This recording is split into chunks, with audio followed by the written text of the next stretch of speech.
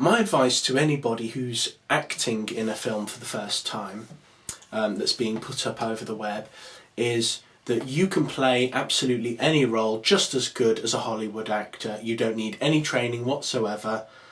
And another piece of advice I guess I should give you at this point is, if a role makes you feel uncomfortable, you should talk to the director about it, and you should say why it makes you feel uncomfortable, and you should have communication going with the director. Now, it is up to the director to make sure that you look the best in your role that you possibly can, and the editor will help with that later. The editor and the director usually being the same person when it comes to making web series, as that sort of thing.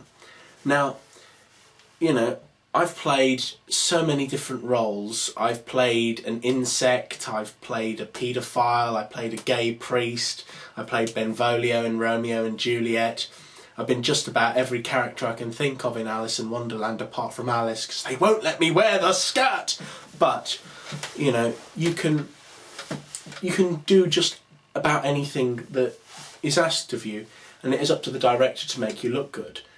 And my advice at this point to the director is, whatever you do, don't touch your actor ever unless you've asked their permission first. It's always vital to have a good communication going with your actor or actress, that sort of thing. You've got to be aware that they are a person and that they are going to be uncomfortable, and that it is going to be the first sort of time that they're going to be playing a role in this manner. And you've got to take on board that they will be having loads and loads of different feelings in regards to how everything is, and if you suddenly come across in a certain way towards them, it's not going to help your on-set relationship.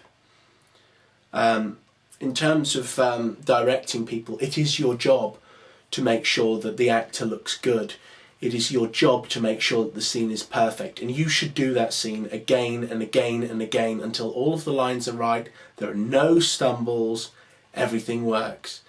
You know, and if it doesn't work in one day, go back and shoot it again. Make sure you do a good job, because at the end of the day, you know, that will be one of your experiences of directing. And you will have to say to people in the future, yes, I directed this. And if they look at it and they say, well, what's he doing over there? And, well, why has she said this in this way?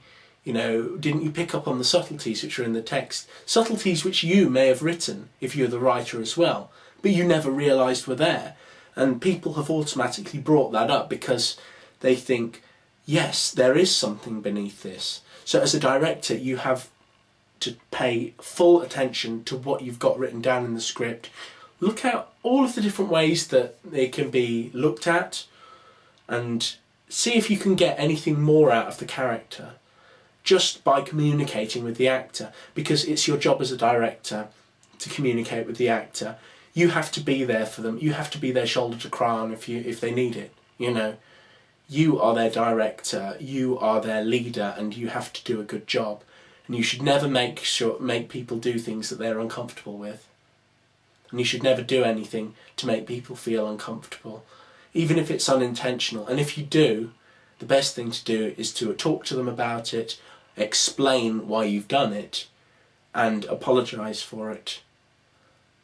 And I think that's probably one of the best pieces of advice that I could possibly give. Because, you know, we've all had points at which we were taping tube lights to our actresses. And yes, I have actually done that. So, you know, it does help to have a good communication with an actor.